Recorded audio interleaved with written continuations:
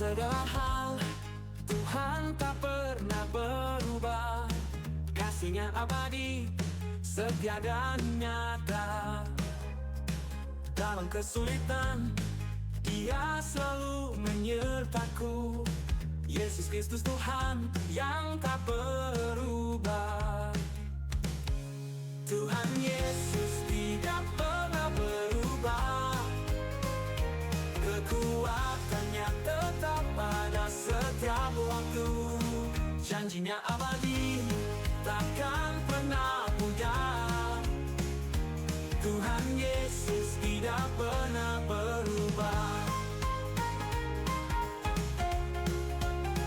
Tuhan Yesus tidak pernah berubah. Kekuatan-Nya tetap pada setiap waktu.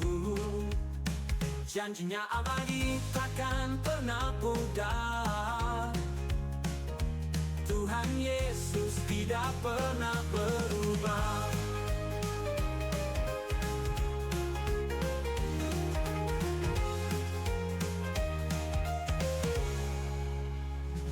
Tuhan Yesus tidak pernah berubah. Kekuatan-Nya tetap pada setiap waktu. Janji-Nya abadi, takkan pernah pudar. Tuhan Yesus tidak pernah berubah.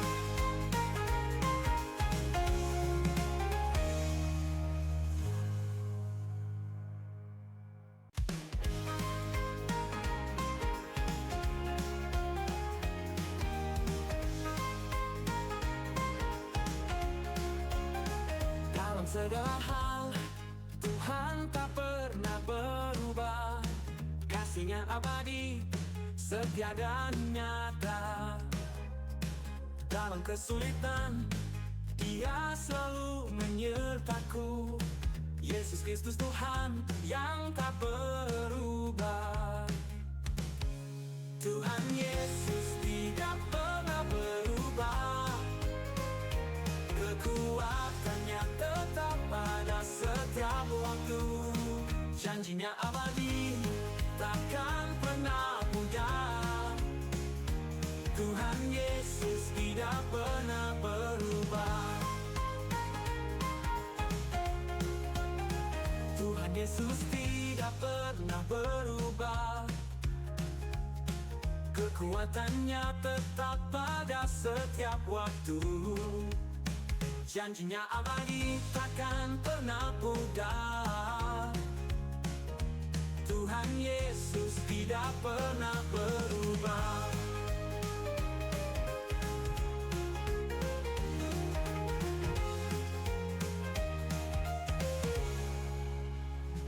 Tuhan Yesus tidak pernah berubah. Kekuatan-Nya tetap pada setiap waktu. Janji-Nya abadi, takkan pernah pudar. Tuhan Yesus tidak pernah berubah.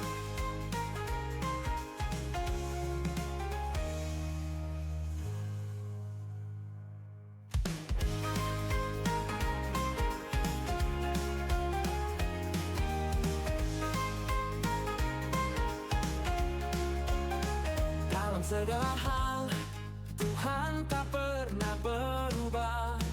Kasih-Nya abadi, setia dan nyata. Dalam kesulitan, Dia selalu menyertaku. Yesus Kristus Tuhan yang tak berubah. Tuhan Yesus tidak pernah berubah. Kekuatan-Nya tetap pada setiap.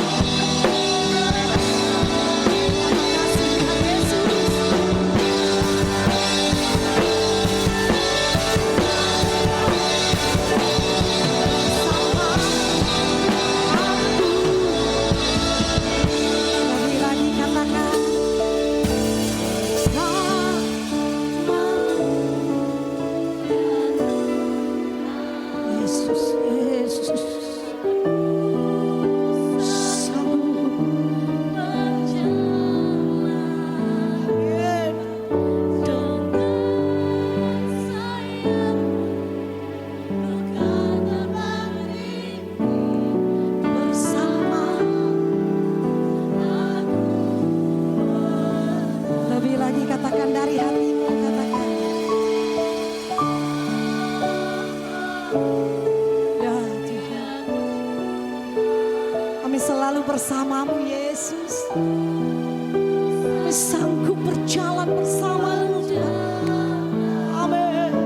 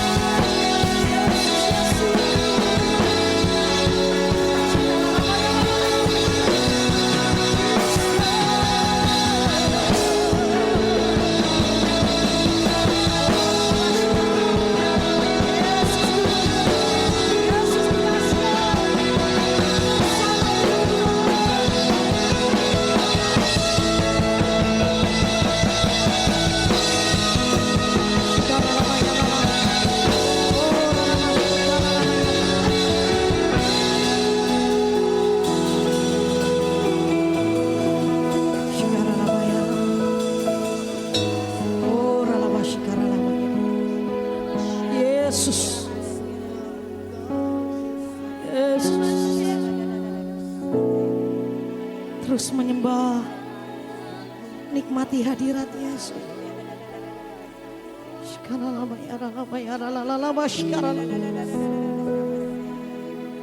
Yesus, berjalan bersamamu Bapa,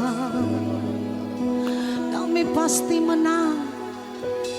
Berjalan bersamamu Yesus, hidup kami pasti ditolong Yesus. Malam hari ini ketika kami menyembah Tuhan, kami percaya mujizat-Mu, kami percaya kuasa-Mu Yesus masih terjadi. Mari jemaat bangkitkan iman percaya-Mu, kita mau sembah Yesus.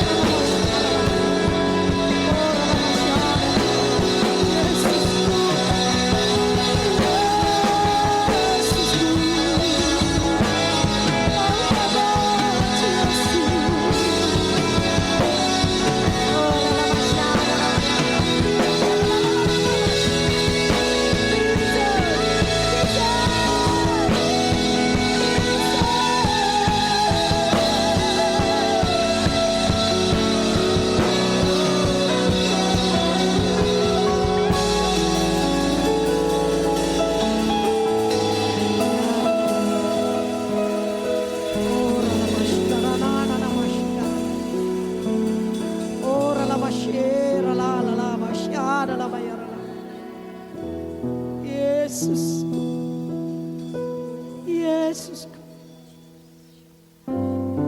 Yesus.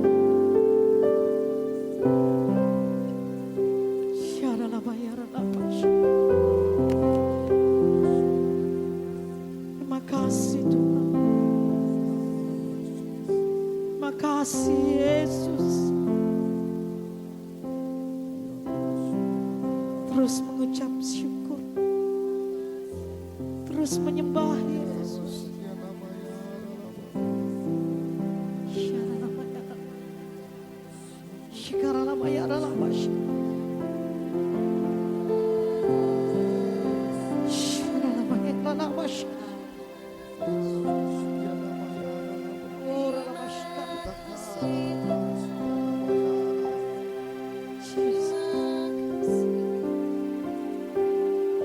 Ku percaya Kau Tuhan yang tak pernah gagal, menjadikanku lebih dari pemenang. Ku percaya Kau Tuhan yang tak pernah lalai, menepati janji.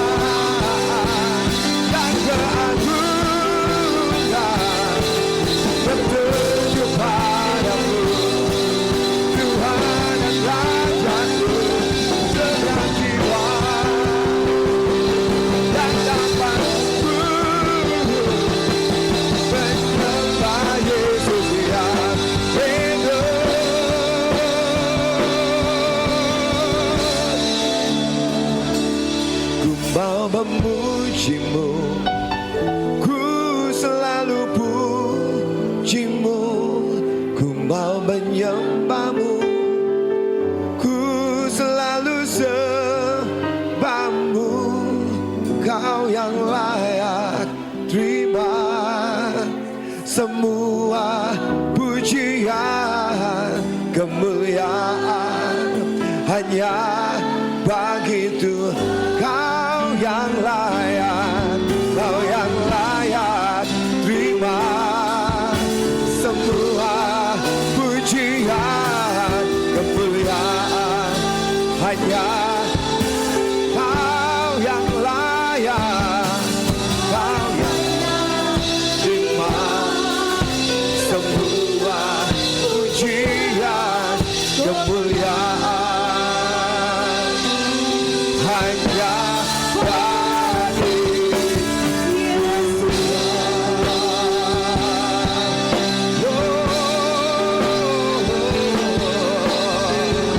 kami menyembahmu Tuhan. Kemuliaan bagi Yesus, kemuliaan bagi Yesus, kemuliaan bagi Tuhan. Di depan Maha Tinggi, Kau Tuhan dimuliakan, Kau ditinggikan. Yesus Tuhan, Yesus Raja. Terima kasih Tuhan, Engkau Tuhan, Yesus Raja. Yesus Tuhan, sama-sama katakan, Yesus Raja, Yesus Tuhan, Yesus Raja. Katakan, Yesus Tuhan, Yesus Raja, Yesus Tuhan. Haleluya. Terima kasih Tuhan. Kami bersyukur buat malam hari ini Tuhan, kami boleh berkumpul di tempat ini menyembah, memuliakan nama-Mu. Pada malam hari ini berbicara kepada umat yang Kau cintai. Sampaikan pesan firman-Mu dan hamba berdoa berikan kami pengertian. Roh Kudus penolong setiap kami untuk bisa mengerti firman-Mu ya Tuhan. Tolong setiap kami. Karena kami tahu jika Roh Kudus tidak menolong kami, tidak mungkin kami bisa mengerti kebenaran-Mu Tuhan. Berikan kami firman kehidupan. Berikan kami firman Tuhan yang hidup malam ini. Dan ubah hidup kami. Ubah masa depan kami. Ubah nasib kami. Terima kasih Tuhan yang baik. Di dalam nama Tuhan Yesus kami berdoa.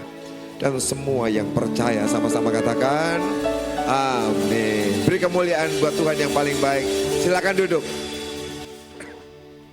Selamat malam semuanya. Terima kasih untuk Ibu Foni yang mengundang saya bisa hadir hari ini untuk menyampaikan pesan Tuhan buat saudara sekalian. Bu Foni dan suaminya Pak John ini teman lama saya. Saya masih muda, umur berapa ya, 17, 18, 19, udah berteman dengan mereka. Ya, masih SMA. Saya paling dekat dengan suaminya, Pak John. Saya sering nginep di rumahnya. Kalau hari Minggu gitu ya, ke rumah dia. Sabtu itu udah berangkat, nginep. Sebab hari Minggu kan kebaktian. Karena rumah saya itu agak jauh di pinggir, di luar kota. Sehingga nginep di rumahnya, kemudian hari Minggu kami bareng-bareng ibadah. Luar biasa ya. Hari ini saya akan berbicara tentang bagaimana kita itu punya DNA Tuhan. DNA ilahi. Apa itu DNA? DNA itu adalah sesuatu yang membuat sifat dari orang tua bisa diwariskan kepada anak-anaknya. Itu namanya DNA. Dalam sel kita ini DNA. Yang membuat anak-anak itu nanti sifatnya seperti bapaknya atau seperti ibunya. Ya kan, coba lihat anak-anak saudara sekalian. Ada gak yang mirip sifatnya? Ya kan? Jadi kalau bapak ibu sekalian lihat anaknya seperti apa, sebenarnya engkau sedang melihat dirimu sendiri loh. Ini anak nakal sekali. Ya. Ya toh? Yang punya anak-anak nakal, lihat kenapa dia nakal. Biasanya bapaknya atau ibunya dulu pernah nakal. Ya, makanya kita itu harus diubah sama Tuhan. Amin. Supaya nanti anak-anakmu, keturunanmu jadi lebih baik. Kalau enggak, nanti itu turun terus. Papa mamanya tukang marah. Anak-anaknya juga tukang marah. Tapi sini gak ada pasti. Sini baik-baik. Itu gak ada yang suka marah kan? Gak ada. Tidak ada yang mengaku. Ya kan? Sifat itu diturunkan dengan DNA. Karena itu kalau kita minta Tuhan, tolong ubah hidupku. Nanti anak-anakmu pun akan berubah hidupnya. Menjadi lebih baik. Amin. Kita akan buka ada orang-orang muda yang punya DNA atau sifat yang dia dapat dari papanya, mamanya, bapaknya, ibunya yang sangat baik. Sampai orang-orang itu dicari sama raja. Kita buka Daniel 1 ayat 3 dan ayat yang keempat. Kalau multimedia bisa tolong dibantu. Daniel pasal yang pertama ayat 3 dan ayat yang keempat. Lalu raja bertitah kepada Aspenas, kepala istananya, untuk membawa beberapa orang Israel yang berasal dari keturunan raja dan dari kaum bangsawan. Yakni orang-orang muda yang tidak ada sesuatu celah, yang berperawakan baik, yang memahami berbagai-bagai hikmat, berpengetahuan banyak, dan yang mempunyai pengertian tentang ilmu. Yakni orang-orang yang cakap untuk bekerja dalam istana raja, supaya mereka diajarkan tulisan dan bahasa orang Kasdim. Ini cerita tentang anak-anak muda, orang-orang Israel yang hari itu ditawan. Ada peperangan antara orang Israel dan orang Babilonia. Yang menang orang Babilonia. Apa yang terjadi? Orang-orang Israel diambil, ditawan, diangkut di tempat pembuangan.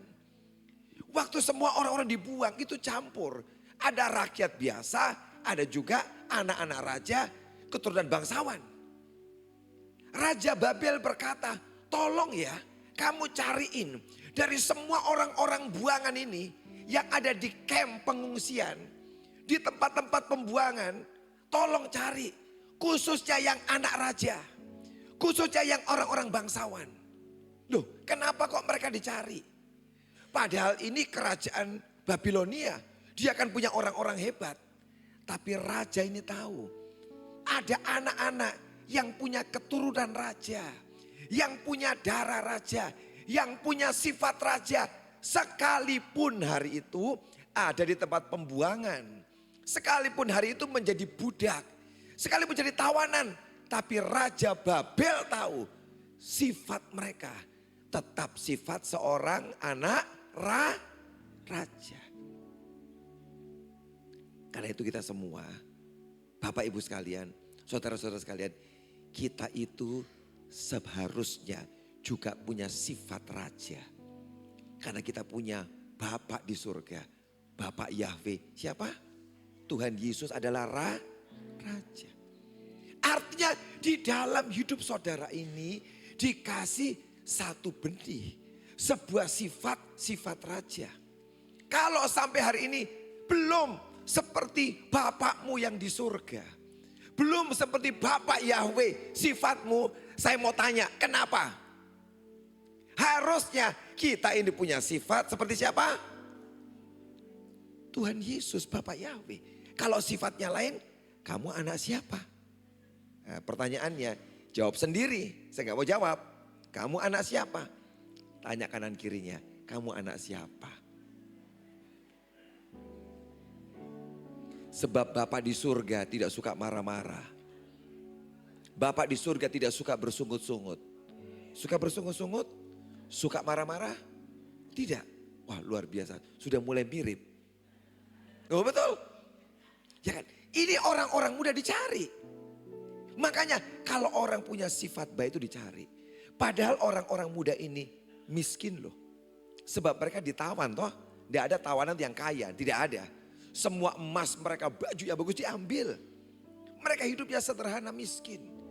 Betul hari itu di luar mereka tawanan, budak, miskin.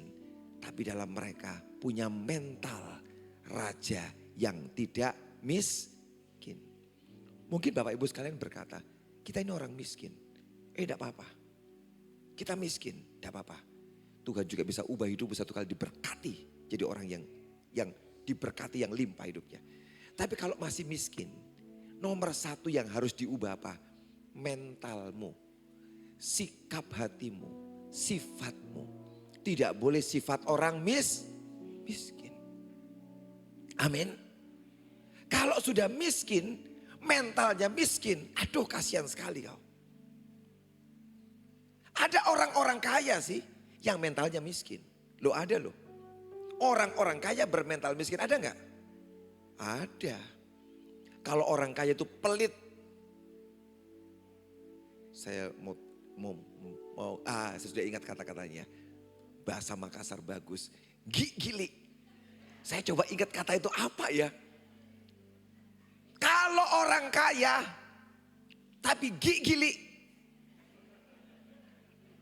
Kamu tuh punya mental miskin, saya kasih tahu kamu. Udah betul. Kalau kau kaya, kamu harus kasih juga sifatmu yang kaya itu berbagi kepada banyak orang. Jangan kau gili.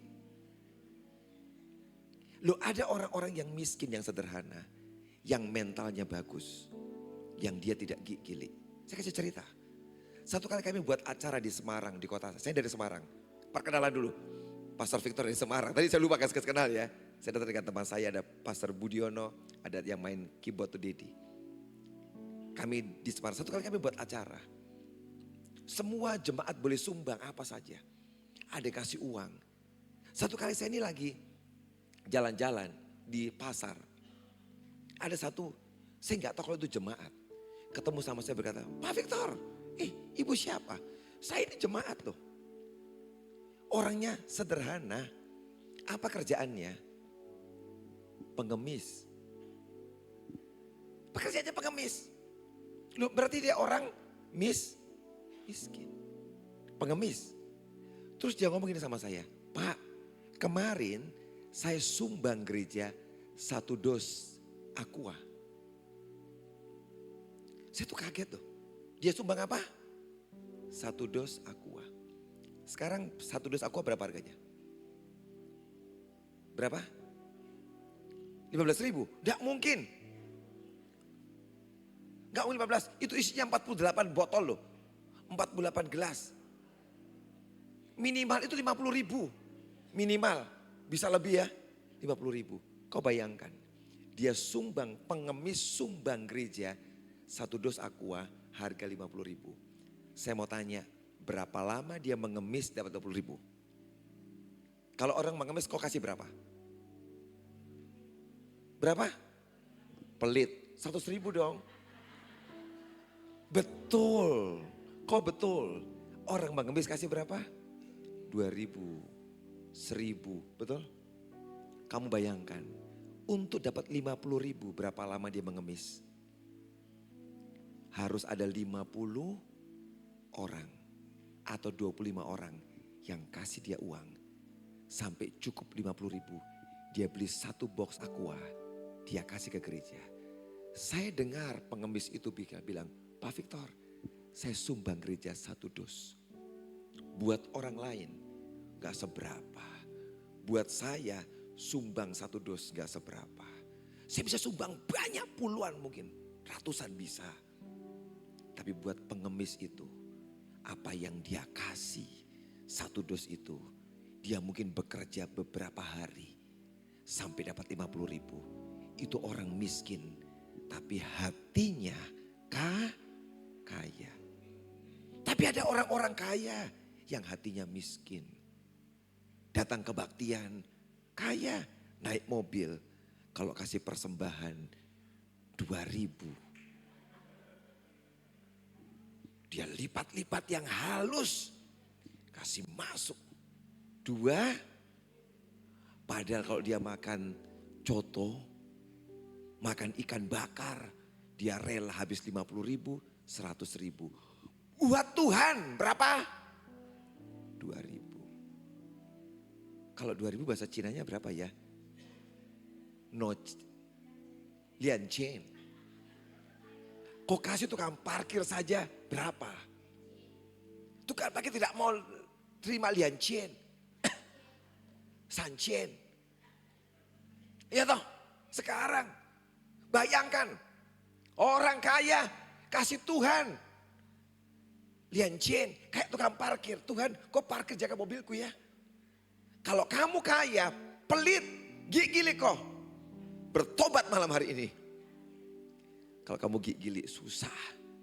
Miliki mental orang kaya. Berikutnya apa lagi? Biasa kalau pergi pesta, diundang di pesta. Apa yang kamu buat di pesta? Siapa yang sini suka bawa kantong plastik di tasnya? Mengaku kau, angkat tangan. Tidak usah ketawa. Yang ketawa keras itu bawa bungkus. Angkat tangan, mengaku. Diampuni malam hari ini. Yang tidak angkat tangan tidak diampuni dosanya. Ditulis terus dosanya. Iya toh? Kalau pergi pesta, bawa kantong plastik. Kenapa? Bungkus. Columbus. Kelompok suka bungkus. Keluar dari kelompok itu kau. Gak usah ikut kelompok Columbus kau. Pelan-pelan ambil di piring penuh ayam goreng. Dengan masuk tas. Mie goreng. Itu tas pulang penuh. Saya kasih tahu. Itu mental miskin loh. Pak Victor kenapa tahu? Roh Kudus kasih tahu saya. Loh, jadi orang miskin gak apa-apa. Kamu doa berubah hidupmu. Kalau mentalnya miskin bikin malu. Udah betul. Hari ini mari berubah. Kaya, bak bungkus kalau pulang. Awas kau. Kalau tahun depan saya datang lagi ke sini. Fondi undang saya lagi ya. Biar kalau saya mau tanya lagi siapa yang bak bungkus. Saya baptis kau setelah ibadah. Biar kasih dingin airnya itu. Terserah atau kasih air panas. Kita baptis semua bungkus. Loh, jadilah orang yang punya mental apa? Kaya. Loh berubah. Ini orang-orang. Anak-anak muda ini. Dia miskin hari itu. Dibuang. Sebab mentalnya kaya. Dicari sama raja. Cari mereka. Dan apa yang raja kerjakan? Diambil. Disuruh kerja dengan raja. Kalau mentalmu kaya. Tuhan bisa angkat hidupmu dan berkati kamu. Amin. Percaya. Mental kaya. Dengan Tuhan kau sungguh-sungguh. Hidupmu akan diangkat, diberkati dengan luar biasa. Saya ini dulu. Foni tahu Bu Foni. Saya itu orang sederhana. Istilah sekarang orang kismin. Kau tahu orang kismin? Miskin. Iya sederhana saya. Tapi saya dengan Tuhan sungguh-sungguh. Dari Tuhan tolong hidupku ini Tuhan.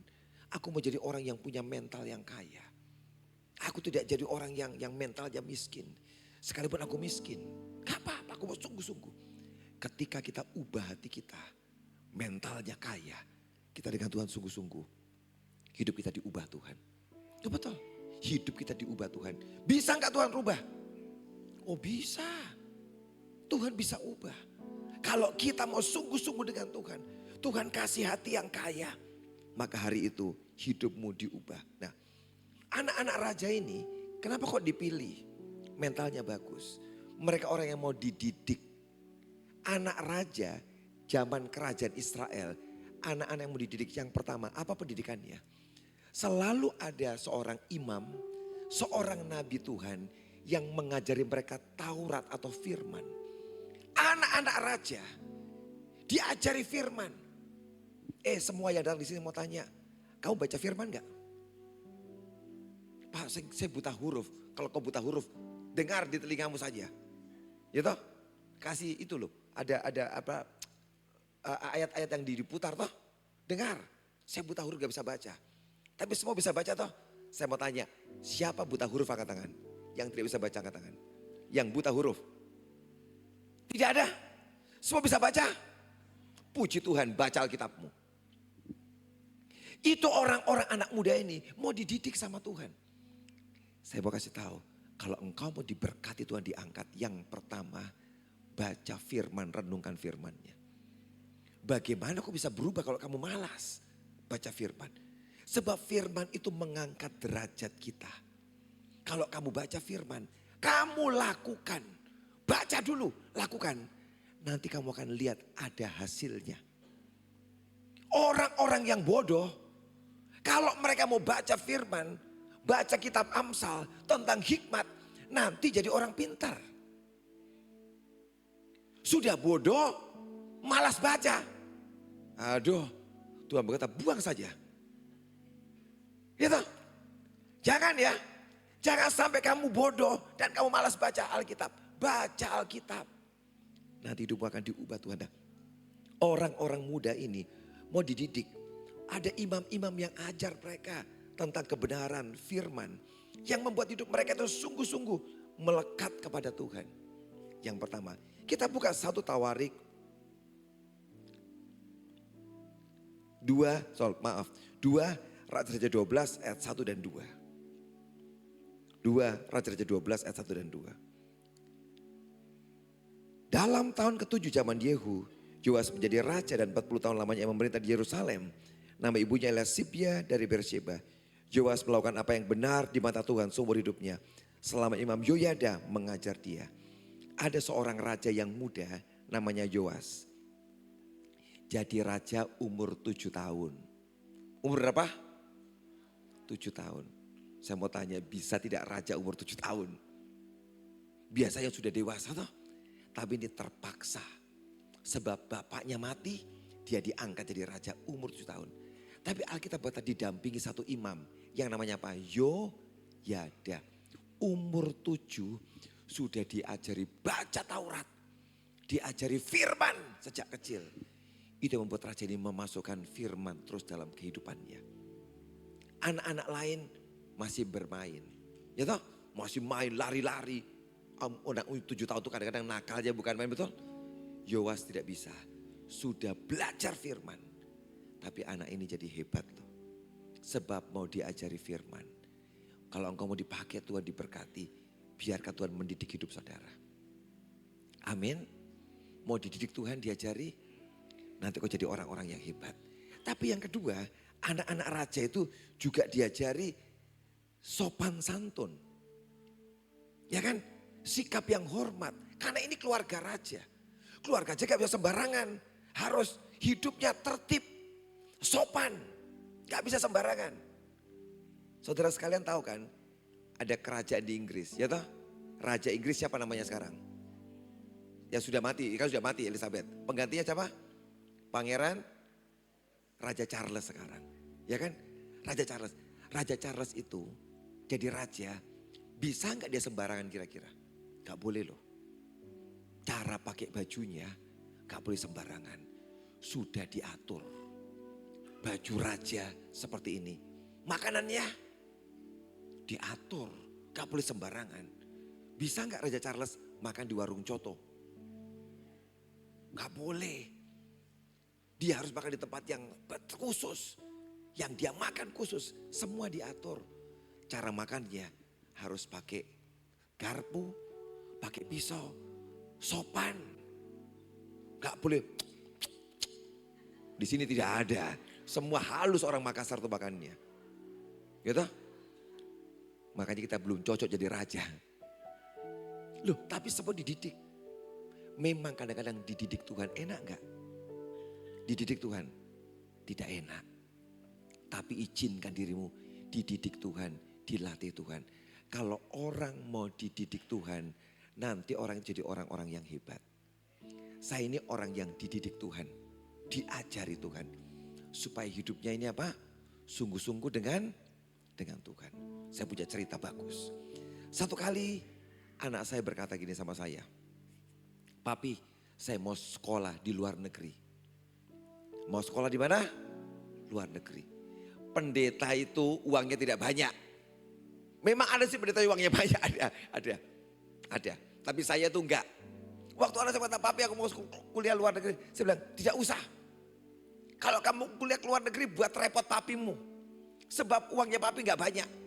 Kuliah di Australia mahal harganya, bayarnya.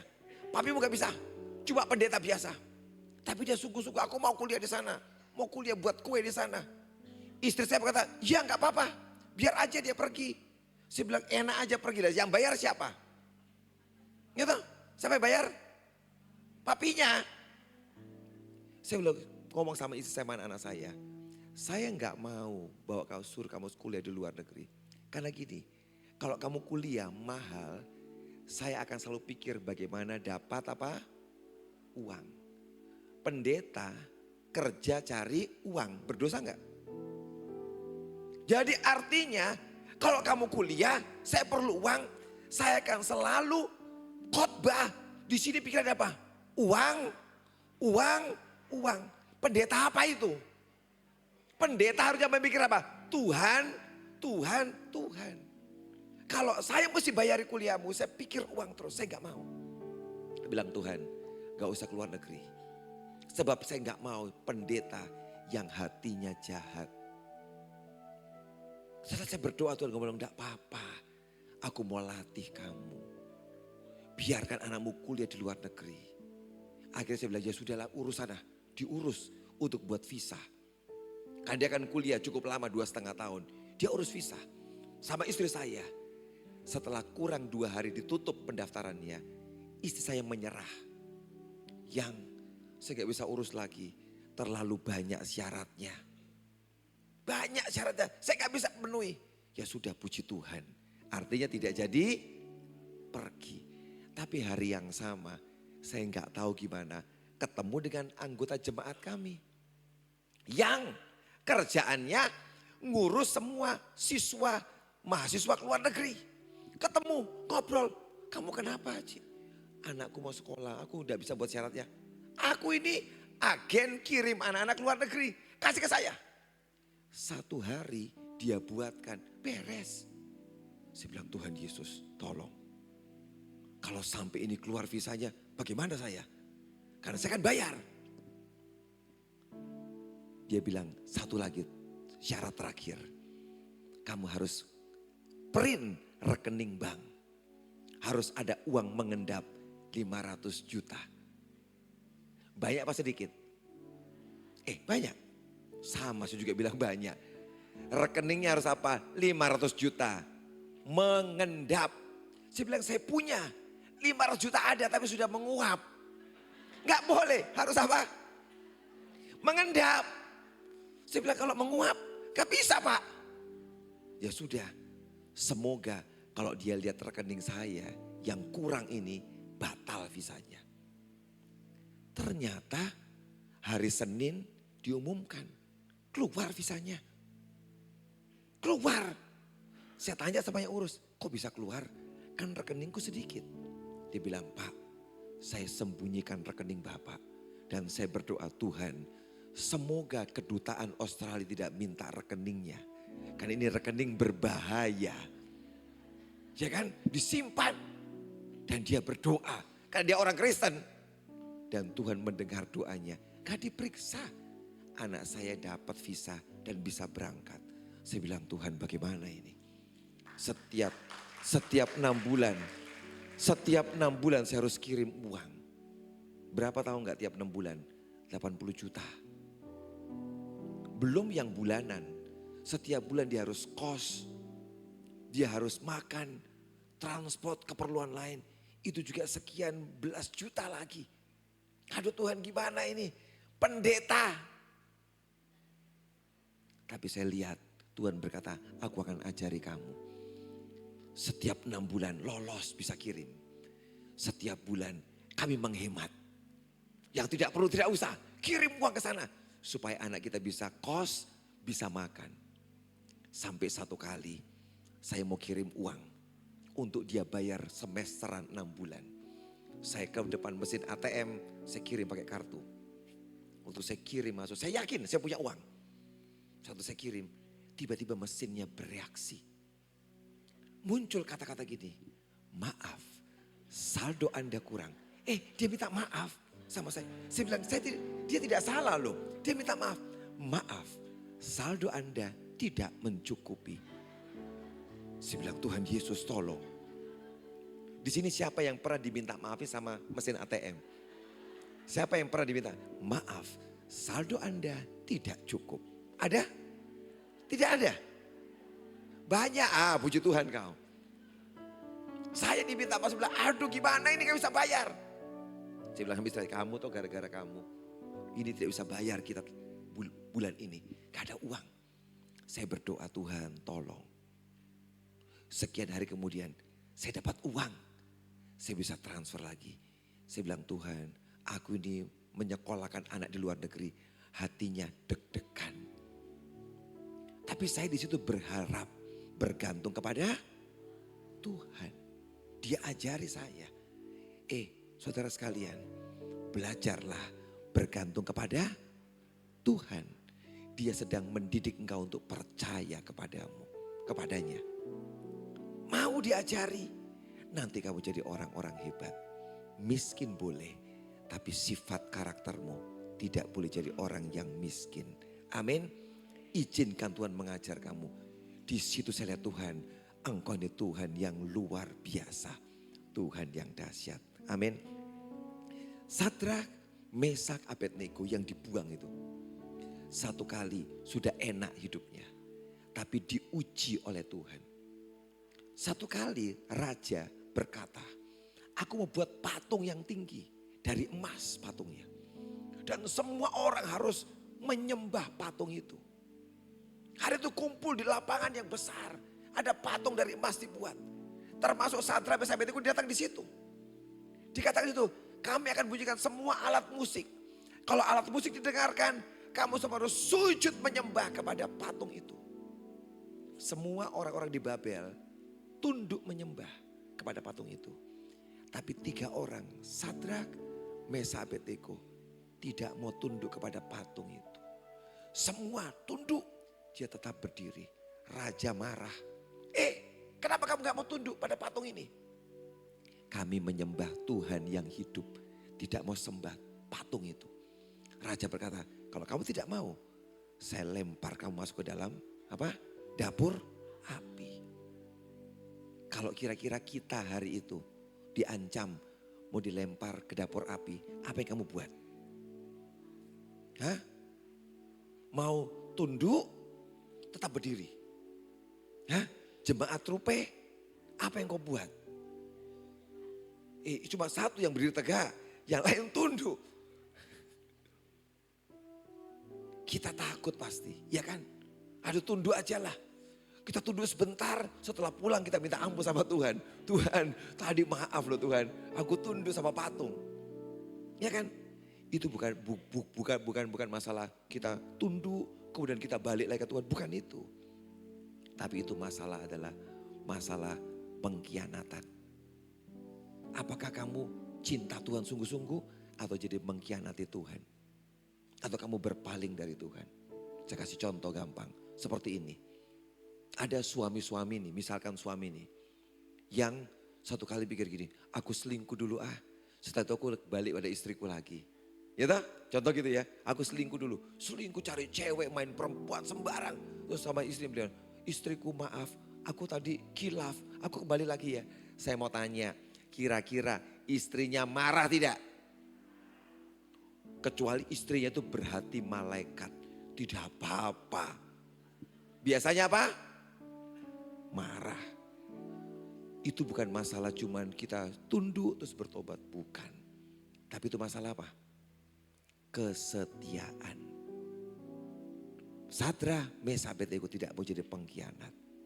Bapak Ibu sekalian, jadilah orang setia. Amin. Jangan sampai ada yang mencuri Tuhan Yesusmu dari hatimu. Mau ditukar dengan apa? Jangan mau. Setia sama Tuhan. Amin. Jangan mau ditukar. Kalau engkau setia, Tuhan sayang sama kamu, mencintai kamu. Terakhir, saya itu punya pengalaman satu kali.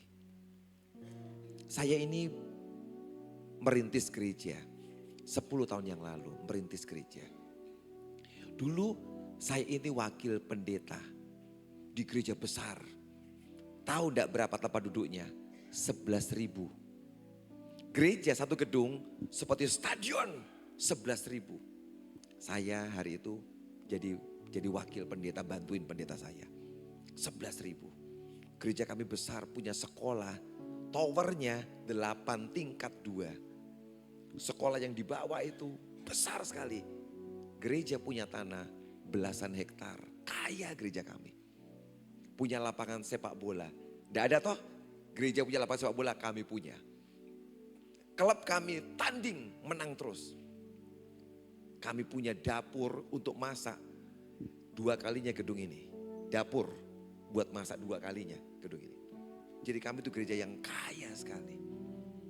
Satu kali pendeta saya meninggal. Waktu habis meninggal Tuhan berkata sama saya, sekarang kamu selesai dari gereja ini, kamu keluar. Padahal saya itu enak di sana, dapat gaji. Anak saya dari TK sampai kuliah, kami punya universitas. Bisa sekolah tidak usah bayar.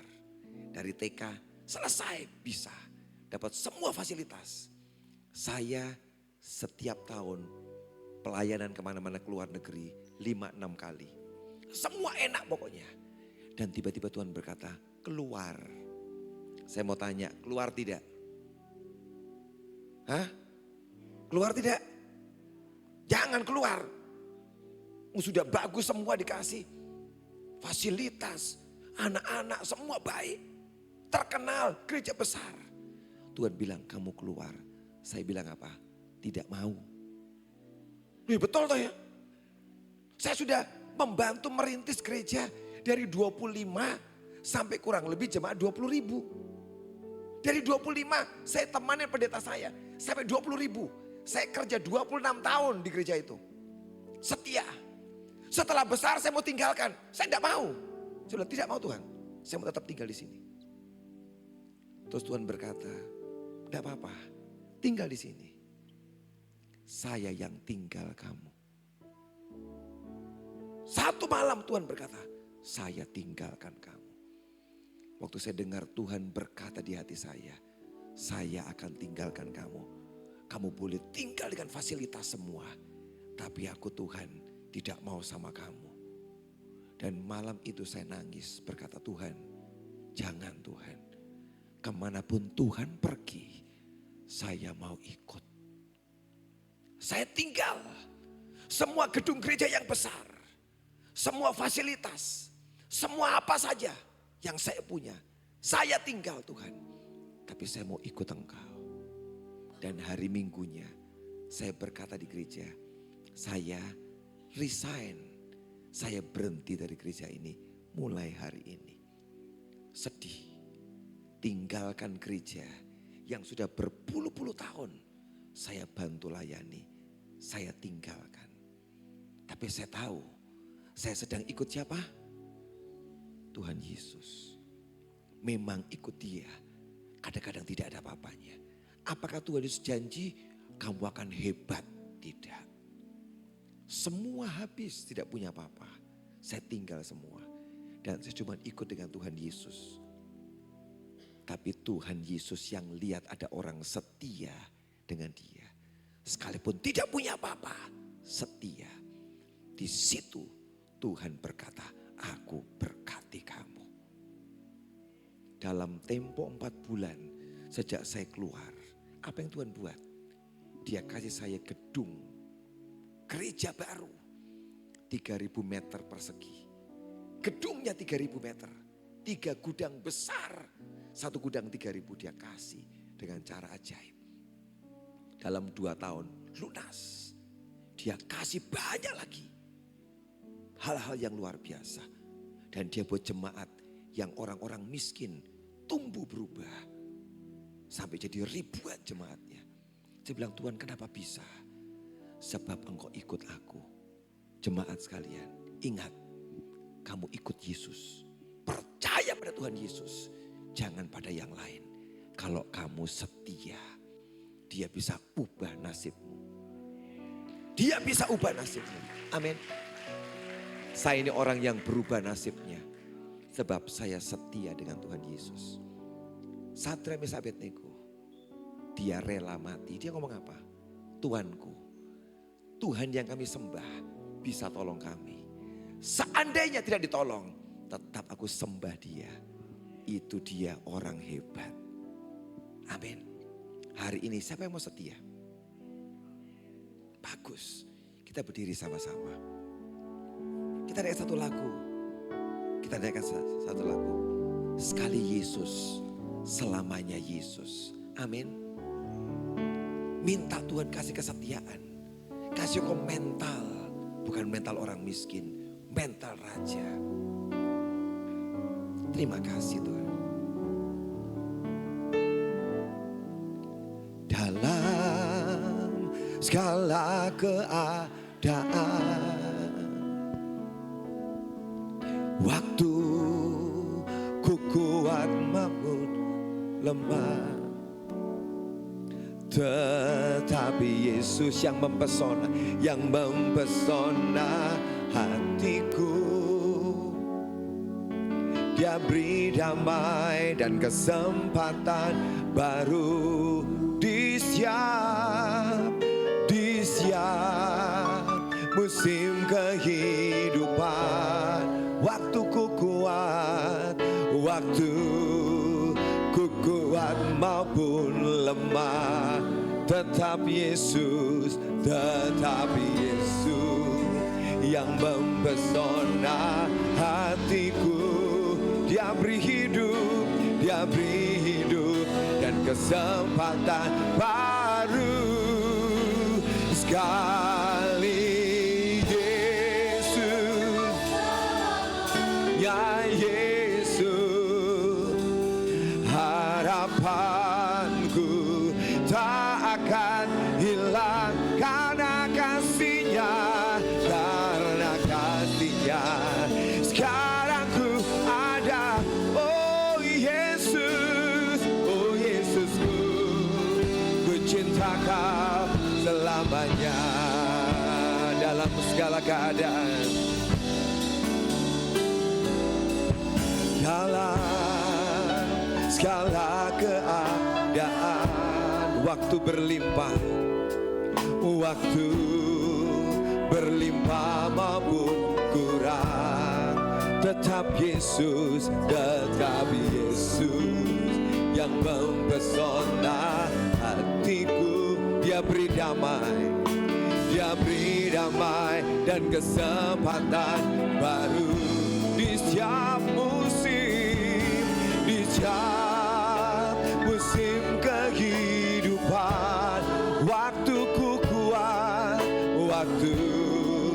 ku kuat maupun lemah, tetap Yesus yang mempesona hatiku. Dia beri hidup dan kesempatan baru. Oh, sekali Yesus, selamanya Yesus, harapanku tak akan karena kasih-Nya, sekarang ku ada. Oh Yesus, ku cinta Kau. Sekali Yesus, selamanya Yesus, harapanku tak akan karena kasih-Nya, sekarang ku ada.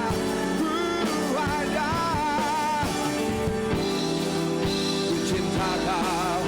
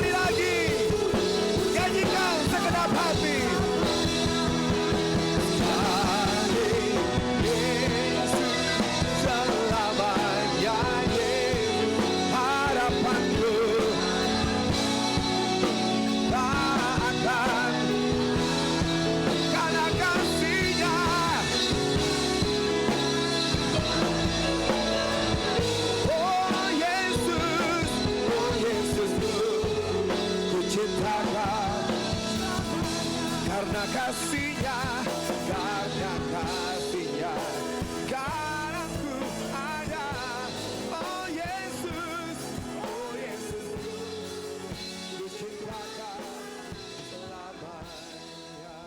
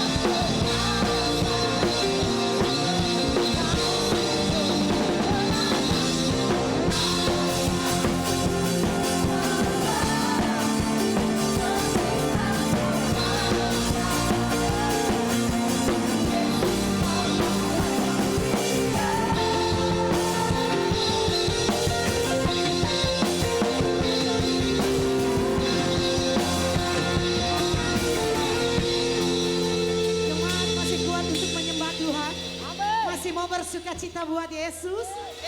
Masih mau?